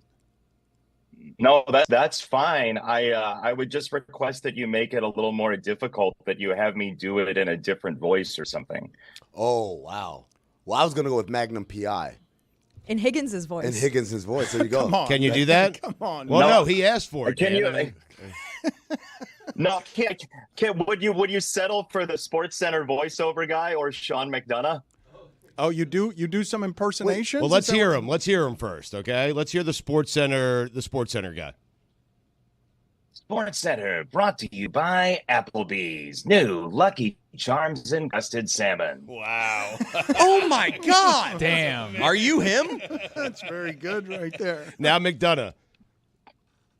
Delighted to have you with Jay Billis, Bill Raftery, the two XL egos here at the XL Center. I'm Sean McDonough. I mean, if he's going to do that Holy for us, crap. he's making it even better. Yeah, that's pretty good. You don't have more of that in your arsenal, do you? That's staggering. I would love to hear the How about- Sports Center guy. What about Droopy Dog? Do you remember Droopy Dog? Yes, the let's hear cartoon it. Character? Yeah, let's hear it. Yeah. I'm sad. Hello, you happy people. He's taking the The request. Tigers are going to the World Series. Magnum PI, is that a request? You're making a formal request of Jason Benetti? Yeah, because Magnum PI was a big I Tigers wish fan. I could. Big Tiger. They have a Magnum PI day at the ballpark at America Park. I did not know this until I took the job, but like thousands of people dress up as Magnum PI. What an amazing day What? that must be. Look at Jessica. Look how happy. What? Yes, I gotta be there. Are you thinking what I'm God. thinking? Road trip. Jessica just became a Detroit Tigers fan. That's So which voice do we want from Benetti here? Because I love the Sports Center voice. I vote Sports Center it's as well. so good. My God. Let's come up with some more words for him. He wants a degree of difficulty on this, a little harder than I thought. He might have some difficulty with moist. That one would be tricky, but no problem at all with moist. I was fearful of moist as well. You have to kind of finesse that one because it's the most unacceptable word in the English language. It's got some undertones. It's got some sensual undertones to it, but you just made it weather related and you copped out, really, is what you did. I did. No, that was a ripcord. That was a total ripcord. Any words from the shipping container that you would like? The man is sitting here and he is willing to give you the ability to do this. Do not let this opportunity pass without taking advantage of it. Jason, can you mix in dímelo? Oh, that's good in Spanish. Wow. Dímelo. If you've got a Hispanic player. As Sean McDonough. 2-2, dímelo. Oh, my God. I love you, man. Jason, thank you for being on with us, sir. We do appreciate the time and appreciate the work. Thank you. I want to be clear. I love Sean, by the way. Sometimes I do the impression people think I'm making fun of him. I think he's fantastic. I think he's wonderful. Droopy Dog, he's all right. Thank you, Jason. Thanks, guys.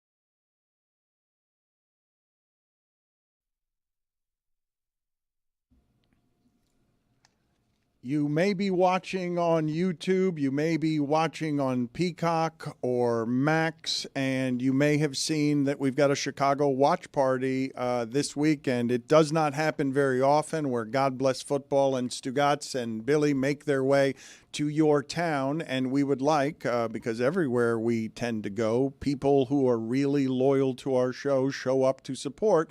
We are telling you right now, Chicago, that Stugotz and Billy are making a God Bless Football appearance on Sunday.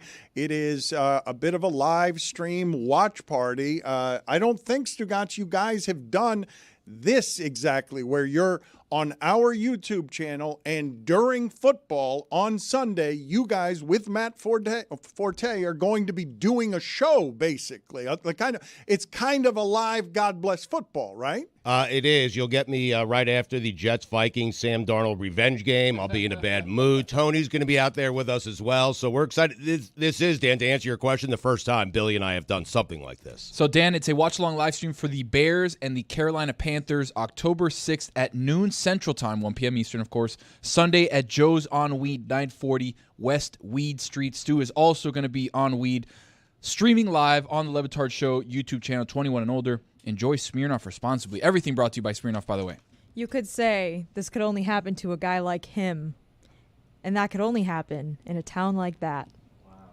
I would think, Jessica, that you should be there instead of Tony. It's my kind What's of that? What's that supposed to mean? Chicago. I know. I had to respectfully decline because long story, personal stuff. However, they're gonna have a great time. I'm so excited for them. Chicago in the fall. What a time. I chose Tony. Fair enough. Jessica, were you doing a reference? It was Frank Sinatra. Were you doing a reference, you think? I thought she just broke into I didn't song. know either. Yeah, I didn't get it. Chicago, that title in town. Did it hurt you? Jess. Did it hurt you to have to turn this down? Because that is your favorite city, is it not? Chicago, New York, love them both. Pittsburgh. Love them. Oh, Pittsburgh too. If you had one in Pittsburgh without me, that would be devastating. But you know what, Dan? It's okay. We all have to make sacrifices sometimes for our loved ones, our pets, and for the things that we hold dear to us. And so I'm going to spend my Notre Dame bye week sitting on the couch instead of in Chicago. You're taking a bye and that's week, my huh? sacrifice to the show. Tony, did I hurt your feelings by Absolutely saying not. that? Okay. Imagine. I thought you were leaking confidence earlier in the show, not listening to me and being like, oh, you know what? Tony actually has an idea and it sounds right. Oh. You do owe him an apology. At least the penalty box. At least. Okay. No, I don't think. Let's reverse it. Because if I would have gotten it wrong, my ass would have been in the penalty box como un cohete. Okay. You know what? Thank you, Dan. We've got a penalty, 5 minutes. Major asshole. Wow. Let's turn the tables for a second.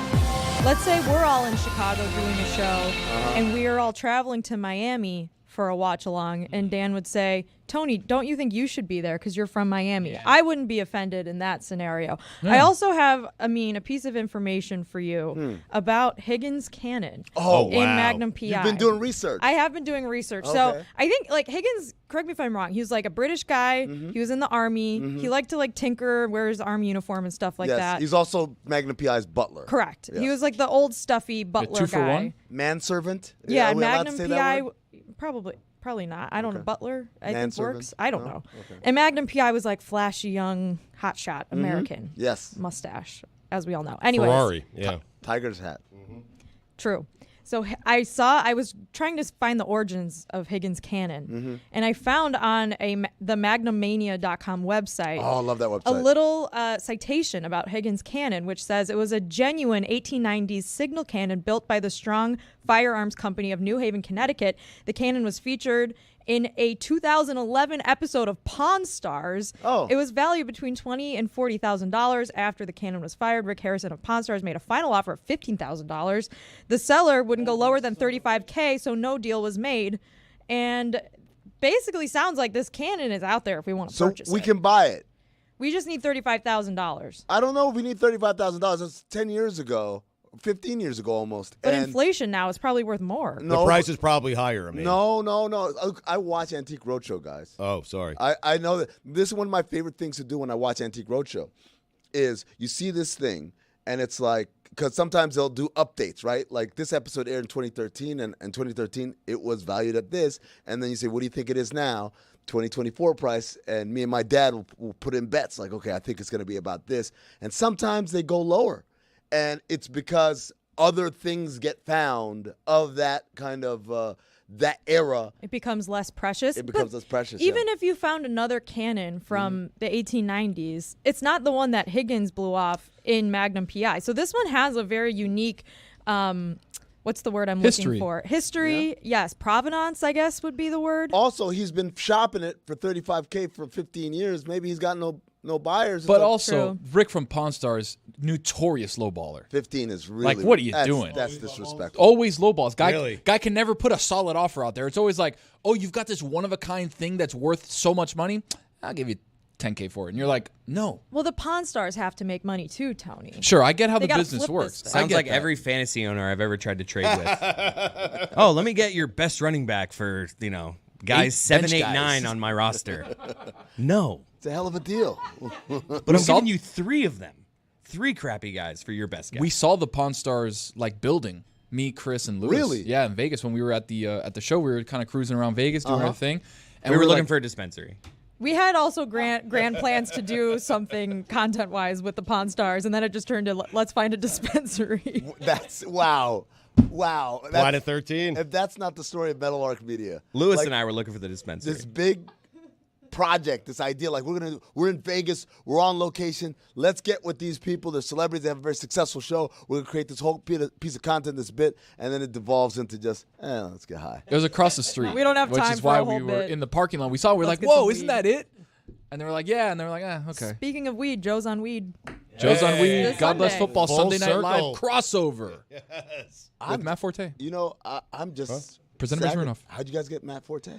Yeah, that kind of Smirnoff. thing. Yeah. Smirnoff got him. That's a great question. Great guess. By the way, the You guys are gonna cannon, have you're a right. blast. It is $35,000 still. See? And the Ferrari from Magnum PI, the one that he drove during the show, is $181,000 right now. Oof. Yeah. So now you buy a new one. Mm-hmm. You know what? That thing probably drives like shit. For sure.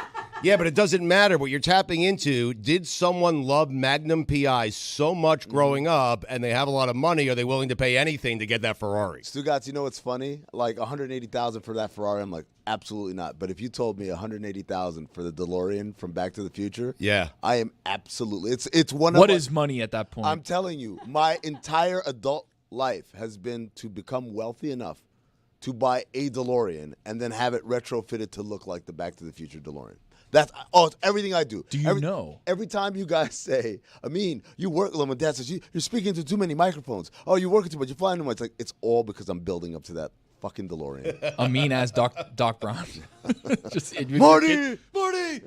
DeLorean is coming out with a new DeLorean. No way. That looks like the old DeLorean. Wait, Look it no. up. It's electric. Hold on. Boogie An woogie woogie. electric DeLorean. Yeah. That's incredible. Did the door still go up? have to. Everything is the same on the DeLorean. It's just retro to new. Because I thought about, I don't want to drive an old-ass DeLorean, right? So, can you replace stuff on the under the hood so that people won't know? And, Tony, from what the sound of you're saying is that's exactly what happens. You get an electric DeLorean, I mean, that's pretty much what Doc Brown did. He went to the future, and he stopped it from being a gas car. He stopped it from being a plutonium-driven flux capacitor. You could do it with anything. It still runs on gas, my bad. But point still remains. That would be incredible. Did you see the DeLorean documentary on Max? Did you like it? I loved it. Very good. Stugotz, you'd appreciate it. A documentary? A scammer. He's a scammer. Oh, yeah, I'm there. A documentary about a scammer who made the DeLorean and still rings you. The name still means something to you, even though he just sort of he invented like a bogus business. He was around a visionary, his scammering. Dan. Lehman Iacocca? I did not expect a Lee Iacocca joke coming from Lehman you. Iacocca. Yeah, no, I got it. Thank you, Stugotz. Just making sure you got it. That's all. Delightfully I appreciate it. Came out of nowhere. I understand. If we're going to do that time, the time of the DeLorean, the person I would like to talk about from about that time period, since Amin has now become our expert on All in the Family and the Jeffersons and Magnum PI. I did want to stop for a second to talk about the death of John Amos. John Amos is the father in Good Times. I don't know if any of you know that name. So I believe for most people, his most recognizable role would be Cleo McDowell from Coming to America. 100%. You think so? Absolutely. No doubt, Dan. Over the father in Good Time. All right, put it on the poll, please. John Amos's most famous role. Choose between those two, because I associate him simply as the father from Good Times. Well, there's because he's also in one of the Die Hard movies. Yes, he is. Die Hard 2. So I guess these are his biggest roles, right? Father from Good Times, Coming to America, Kunta Kinte in Roots, right? These are like the seminal, that's the holy trinity of John Amos roles. Obviously, he's in a lot of other things. But Good Times, he wasn't on that show that long then. Because if you remember, James Evans dies, right? And then Florida Evans has to raise the family by herself. Now, the reason behind that speaks to a lot about who John Amos is as a person and as an actor. He was, first of all, he's former professional football player. I don't know if you guys know that. Like, I did not. Like Carl Weathers, like a lot of other, like Jim Brown. He played football. When he first broke in, he was a comedy writer. He wrote on the Leslie Uggam show, right? And so the producers were like, this dude has good timing. Let's put him on camera. And that's how he became an actor. Now, here's where it gets really crazy. So John Amos, this is in the 70s, is an actor. He's turning down roles. Why? Because he's like, I don't want to play stereotypical black roles. I don't want to be a pimp. I don't want to be a drug dealer or a junkie or whatever. I want to be, why can't I just be, a regular thing? So he is on Maude, which is another Norman Lear show. He's married to Florida Evans. Florida Evans is a smaller bit part on that show. They decided to make a spinoff, which is Good Times. And obviously it's the story of a black family living in allegedly Cabrini Green, one of the toughest projects in the nation. And his whole thing is like, this is my opportunity to play a nuclear black family that's not broken up, that's not split up, that's like shows it's loving and whatever. It was important to him to represent black people in a way that wasn't caricature or stereotype at a time that he was a pioneering black actor, because there weren't that many. Never mind black shows. Good Times is one of the first. What would be the first black show? Leslie Uggam's having a show is also, there's a couple, but you're right. Forget about black shows. There aren't a lot of black roles, right? Imagine in a time when there aren't that many roles and you're sitting here and saying, I'm not doing that one, right? There's, if you guys, now we're really going to get old. Hollywood Shuffle was this Robert Townsend movie that came out in the 80s about the struggle of black actors keeping their dignity while still getting work. And there's this big scene where they're auditioning for a scene for a pimp. And the guy in the waiting room tells Robert Townsend, this is bullshit. I can't believe they're making us do this. You're better than that. You're stronger than that. You don't have to demean yourself. And he's giving him his pep talk. And Robert Townsend's like, I don't know why I'm doing this role. And then the lady says, Michael Smith. And he's like, that's me. And the guy runs up, the guy who was trying to talk him out of it. So John Amos was doing this shit for real, turning down these roles for real. And Good Times is supposed to be this family and their struggles, but they're trying to make it. And then Jimmy Walker, who plays J.J. Evans, becomes a star because he's got the catchphrase. He's the comic relief in this kind of sometimes heavy show. And the writers, who are all white, are like, well, let's lean a little bit more towards Dynamite over here with his catchphrase and his silly clothes and all that stuff. So Amos is stuck in the position where his show is doing a little bit of caricature, and he's getting into the shadows on somebody who's usurping him by white writers writing a role that is cartoonish Kid Dynamite. Exactly. And the bigger thing is, he's like, well, the Evans family has 3 kids, and one of them wants to be a doctor, and the other one wants to be a lawyer, and even JJ wants to be an artist. Like, that's a central thing about like how he cares about his art, but it's all devolving into just get rich quick schemes and, again, all these stereotypical like lazy black teenager stuff. So John Amos fights with Norman Lear. He gets fired. They write him out of the show saying James died. And that's why he was only on for like 2 seasons. I didn't know that. And one of the most famous scenes in there is Florida Evans yelling, damn, when he dies. I don't know if you know this, and I don't know the details. Maybe the shipping container can find some of this. Evidently, John Amos died before James Earl Jones. Died in August. Yeah, died in August. He died in August. We didn't find out until 2 days ago. Until it was just put out, and we don't know why. That hasn't come out. We don't know why. We don't know why the purpose of that being withheld. Maybe it was just the family being secretive or private. Maybe there's something else going on.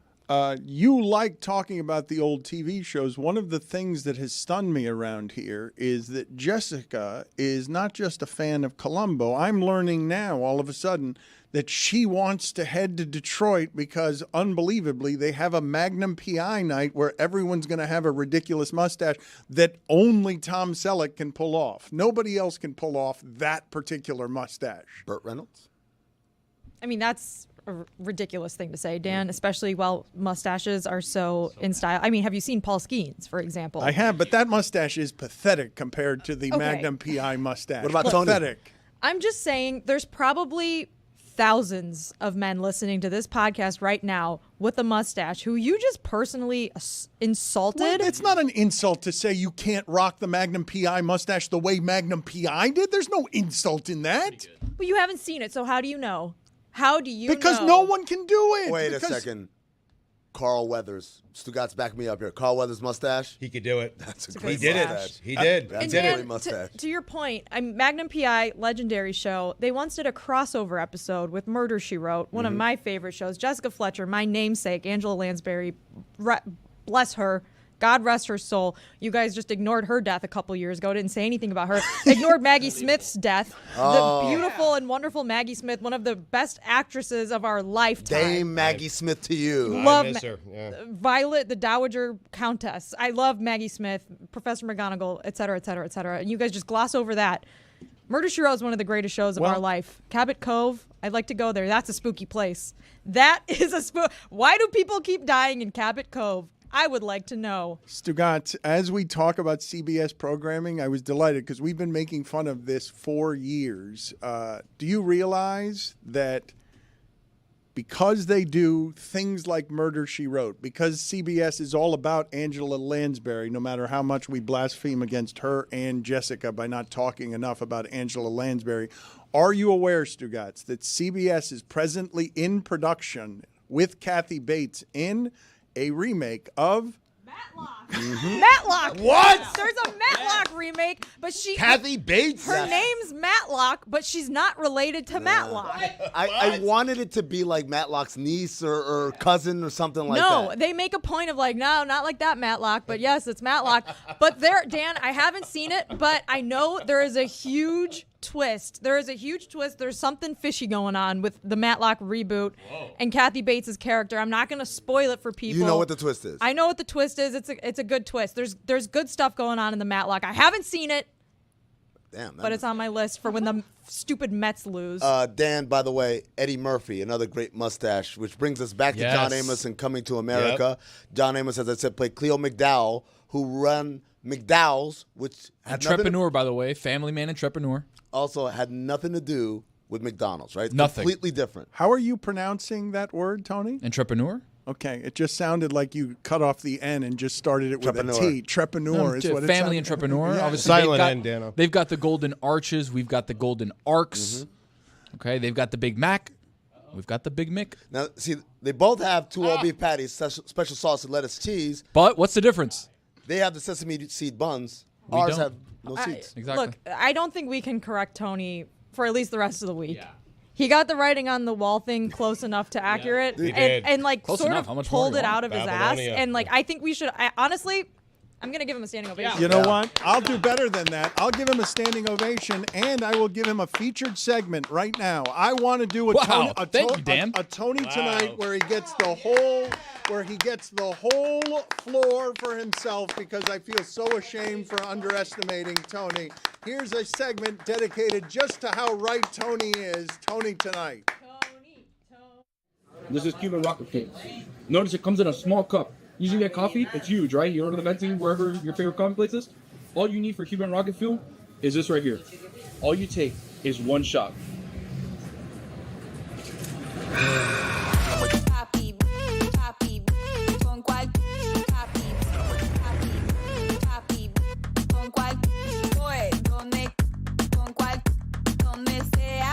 Very important question every Miamian needs to know. Okay. Best croquetas. There's only one answer. Y La Canaria. Croqueta County. We went there a couple days ago. Perfect. Best croqueta on the planet. Yeah, I agree. This is incredible. You look like Travis Kelce. Come on now. You look like Travis Kelce. I get Travis Kelce. Waiting for Taylor Swift to pop out of the bush. I don't know where she is. She has to come through. My brother, thank you so much for hanging out, dude. Thank you. Okay, estamos aquí on 137th and Coral Way, which is, if you know, this is the heart of Miami right here. I'm going to say that a lot during this trip throughout Miami, but this is the heart of Miami right here in West Kendall. We're at a place called La Canaria. 30 years in the making, generations handed down of some of the best Cuban food. On top of that, the best croqueta on the planet. I don't care what you say about Betsaye. My grandfather goes there every day, by the way. Shout out to him. But we're going to go to the Ventanita. Ventanita culture in Miami is super important. It's the original drive-thru. But use your legs when you get out of the car. It's the original place where you would come and talk to guys like this guy right here. I don't know his story. Why does he have the back brace? I don't know. We're going to go find out. Let's go. One. Okay, normally in una ventana, you would walk up and order. One of these beautiful ladies will be helping you out. You tell her, oye, dame una colada, dame una croquetica. But here, when you're family, they come and already have it set up for you. Right here, you're looking at pastelito de guayaba, which are incredible. Empanadas, which is basically like fried dough with meat inside. You can get chicken, you can get pork, you can get whatever you want. And then this is it right here. Please take a look. La croquetica. This is the best croquetas on the planet right here. Take a look at this. So, Carlito, coge aquí. So, una croqueta is basically a nice breaded and fried, just grounded up ham in there. Please look at this. It's the best on the planet right here. 137 y Coral Way. But hold on, I have to show you the real stuff. Okay, right here. This is Cuban rocket cake. Notice it comes in a small cup. Usually get coffee, it's huge, right? You order the venting wherever your favorite coffee place is. All you need for Cuban rocket fuel is this right here. Somebody help me. Here we go. Okay. You get a little cup like this. This is very important. You have to be able to squeeze the cup, right? So you can get the stuff out. Look at that espumita. Espumita is the sugar foam on top. Incredible. So you go like this, and all you take, little Dusty, all you take is one shot. That right there, this is Cuban breakfast in the mornings. This is why this is so important. You walk in on a Saturday, this place is stacked. Look at this guy, ready to eat. He's excited, I'm excited. I'm gonna take all this stuff home. You guys have to get your own part. All right, we're here with Ventanita Royalty, La Dueña, the owner of La Canarias, Nancy. Nancy, we're gonna do this in Spanglish. Is that okay? Awesome. And we're gonna keep it real for the people in Miami, but also for los gringos, we're gonna make sure that we subtitle it. Nancy, las croquetas aquí son lo mejor del mundo. ¿Por qué? Porque están hechas con un amor, están hechas con amor y están hechas con la receta de mi padre, de hace 60 años. Hemos ido cambiando, haciendo algunos ajustes para el sabor específico de Miami, pero tienen la receta y el amor de la familia Andrade García. Cuando haces cosas con amor, saben más mejor que nada. El amor es el ingredient más potente de todo. Así es. ¿Y por qué la ventanita aquí? ¿Por qué? En la 137 y Coral Way. Este es el centro de Kendall, este es el centro, el corazón de nuestra área de West Miami. Aquí tenemos clientes de hace 35 años, que fue cuando abrimos acá, pero Islas Canarias en realidad tiene 45 años de originalmente. Como en las 47 y las 147, ahí donde está Lexo de Meros, me creía ahí mismo. So, para mí, ir aquí en un sábado a coger croquetica, pastelito, tostada, eso fue part of my upbringing, ¿tú sabes? Y cuando oyes esa historia de la gente de la comunidad, ¿cómo te sientes? Me siento muy humble, Nosotros estamos ahora sirviendo la tercera generación de nuestros clientes originales. Wow. Cuando comenzamos en 1977, esos clientes no eran clientes, eran familia. Y tuvieron sus hijos y ahora esos hijos tienen sus hijos. Son los nietos de nuestros clientes originales, son nuestros clientes ahora. Y eso nos da mucha alegría, nos da mucho orgullo y nos place atenderlos y es un cariño y una relación muy estrecha que tenemos con la comunidad. Me ves que estoy haciendo pesa, que quiero comer rico, pero no puedo parar a comer esto. No, pero esta es la proteína, la barra de proteína de Miami. Mira para eso. Eso no la puedes dejar de comer. Te puedes comer todas las que quieras, tienes más fuerza. Comida cubana, ven para acá, para Islas Canarias. Vengan todos. Mi gente, thank you for watching Tony Tonight. A real star turn for Tony here. Earned confidence. He walks around with what has looked like in the past a little bit, a little bit of unearned confidence. But today, a real star turn, Tony. Congratulations. You're Thank having you, Dan. a hell of a day. The star was La Croqueta de la Canaria. Those are the stars. It's easy to be the co-star when the star of the show is Los Pastelitos, El Cafecito, La Croquetica. Is Jessica familiar with all of this? Has she tasted? I don't think she's gone that far down. I don't think she's gone down to 137th and Coral Way the hood. Okay, like Alex Rodriguez likes to say. Sorry, Stugotz's headset is so loud that I can hear it echoing in my own he cannot headset. hear anymore. He has distorted all parts of his face, voice. Yes, I don't know why you put on Stugotz's headset. Anytime anyone puts on Stugotz's headset, it is way too loud. But Jessica, I'm surprised yesterday. Many people enjoyed how you put the Miami show in its place by explaining to them that Halloween treats at a tailgate is something that Miami was underestimating its greatness. Yes, Jessica was getting a lot of applause for that yesterday, but I do believe you would like Miami slightly more if you had just one of these croquetas, just one. All right, I'll give it a shot. Have you had croquetas in general? Yeah, we had the guy that came and made them for us. From La Canaria. Is it possible to put something like perhaps a piece of candy corn on the end to make it look like a spooky finger? Because then or perhaps two olives to make spooky little eyes. Olives, no, that's empanadas. You put that in the beef. That's a different story. I'm just spitballing here. Could we wrap it in prosciutto and put it in the shape of a severed hand? You are doing too much with the croqueta. The croqueta by itself is a magical thing that doesn't need any extra anything. It doesn't need any. Just the way God intended, Dano. Just a tube of meat Before fried. he started writing on that wall, he was like, you know what, croquetas. That was the writing on the wall. We have Gen CFB later in the show with you and Lucy. What do we have to look forward to there? Because we have not talked very much college football this week. You had to be really hoping, because we have not talked to you about this either, that Virginia Tech touchdown would have stood and that Miami would have been robbed by a bad call at the end of the game, and that Mike Ryan would have been horrified and would have been still bad call. That was the greatest call of all time. The ball was moving. I could see from Kendall the ball was moving 800 times. The guy was out of bounds and touchdown. I would have assumed that Jessica would have been rooting for that to end in a Miami loss on a bad call. That we would have all known it was a bad call, and still Miami would have lost because of it. No, that's not how you felt. Dan, today on Gen CFB, we had a jam-packed episode. We handed out September awards. And we handed out an award to a group of people. It's called the Our Expectations Were Low But Holy Shit Award. Oh, wow. And that group included ACC refs because they were on a heater this weekend. They had some rough moments. Let's say this. They did not cover themselves in glory. And neither did the Big Ten refs. There was a big debacle at the end of the Michigan-Minnesota game. So we covered all of that in Gen CFB. We also handed out our September Heisman Trophy. We handed out the award for the best game, which, spoiler alert, it was the Alabama-Georgia game this past Saturday. That game ruled.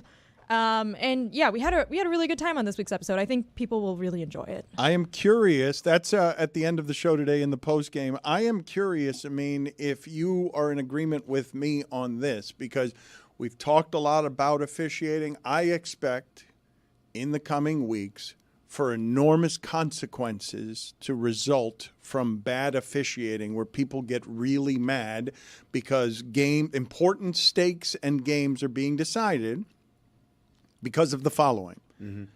In pro sports, everything is moving so fast with the professional athletes that what is alleged to be the very best of officiating can't keep up, and we've got so much technology with the games that we're all watching every little bit of minutia, and some of these games are being decided by very little.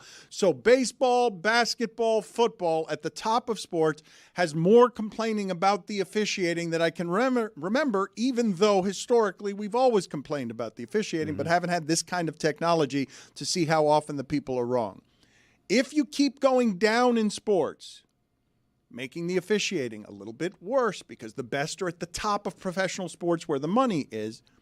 If college football is getting so giant that it feels like professional football on Saturdays. It feels like you're getting in Alabama, Georgia, something that people are watching and caring about the same way they care about the most professional of football.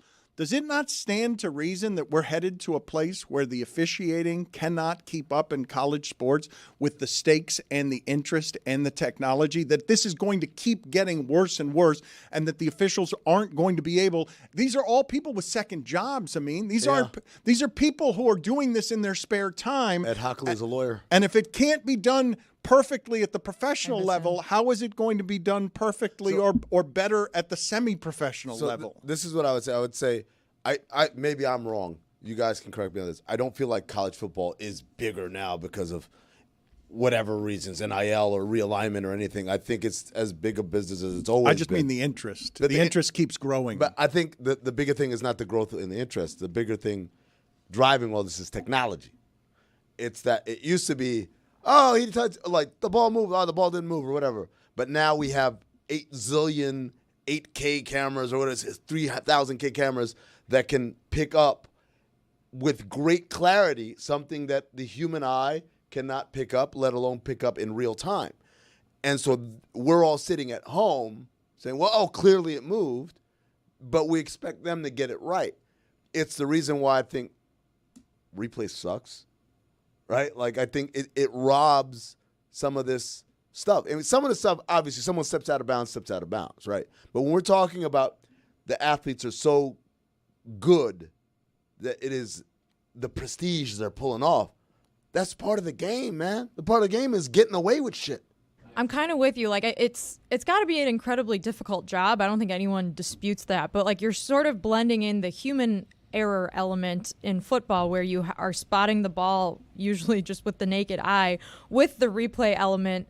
And it just must be impossible to do that and to be using the chains in 2024 when you can watch a replay. And then, like, the aspect of it that gets so frustrating is how much it slows the game down to constantly be replaying. And these games are already long. Like, the game that I went to this weekend, the Notre Dame-Louisville game, oh my God, it was so long. And thank God I filled up during my tailgate because I was sustained on dips throughout all 4 hours of that thing. But there were so many replays, a lot of injury timeouts too, and it just dragged on to 4 hours by the time it was over.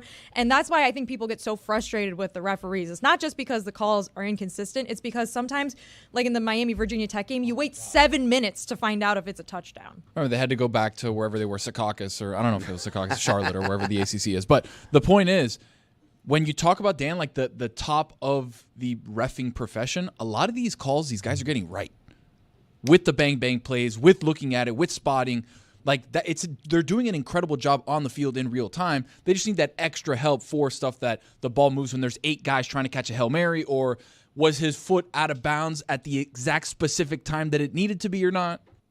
So what Tony's saying is absolutely right. Like the NBA goes through this all the time. They're grading their refs on their accuracy, and they, by and large, are very accurate. It's the ones that they miss that people go nuts on, and that's another part of it. We're hyper-focused on when did you let me down versus all the times you got it right. And then gambling, obviously there are more stakes. It used to be, my team lost. Now it's like, you lost me money. There are all these other added forces. But Dan, I would argue this.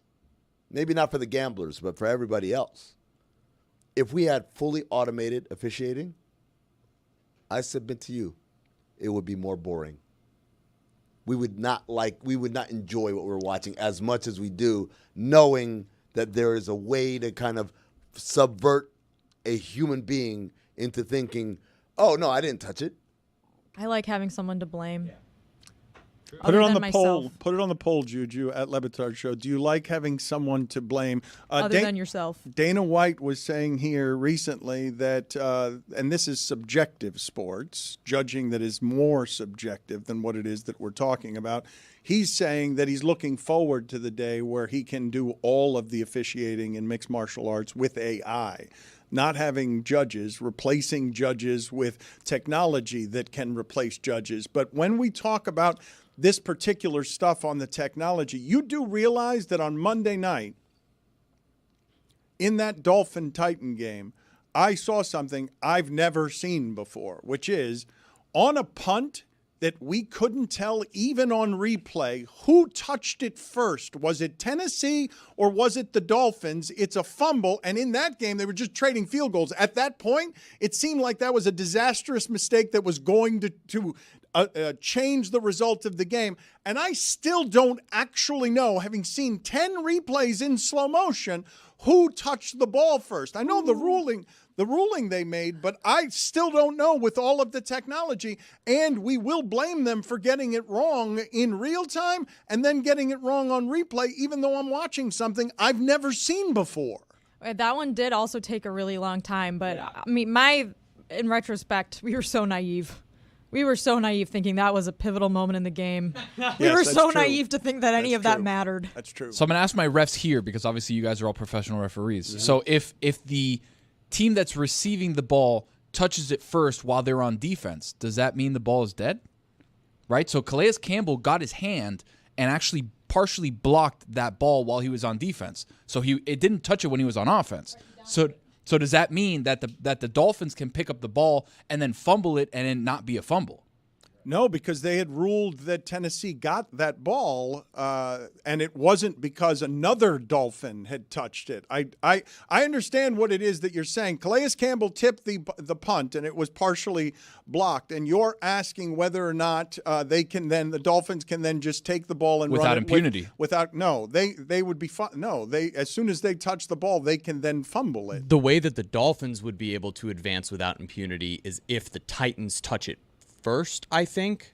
Is it with impunity or without impunity? Because I'm confused about that. I'm doubly confused. You're the one who said Jeremy, it. I'm just trying to sound smart. Here. No, Jeremy, you came in here and you made it more confusing. Everybody else is Googling. I'm just trying to help. You were but you didn't help. Yeah. You made it worse. Made it worse, okay. Impunity is bad. Sounds like what I do here. Impunity is bad. Impunity is good. You did it without impunity. But You need to do it with impunity. Without impunity is a double negative. If punity is bad, impunity is good. Without impunity means we're taking away the thing that's good. It's bad then. So it's just punity.